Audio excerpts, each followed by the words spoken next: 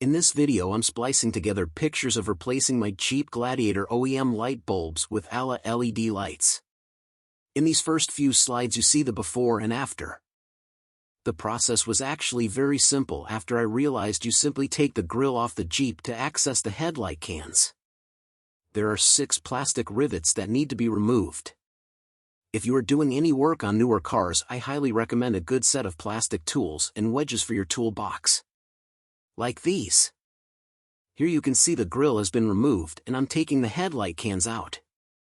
The wiring is an easy disconnect and I'm able to move to workbench to make the swap of the OEM bulbs. At this point it's as simple as removing the can, removing old bulb and replacing with new LED lights from Alla. Top tip, before you bolt it all back together, turn lights on and make sure they are functioning in low and high beam. If all good, just reverse the process. Reinstall the grill. Pop rivets back in. What a huge impact.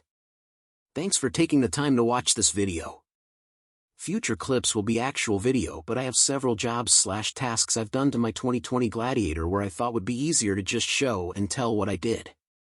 I promise to get more details and into weeds as it will surely help with the logic of it all. I've added links to lights and tools referenced in the video. Cheers.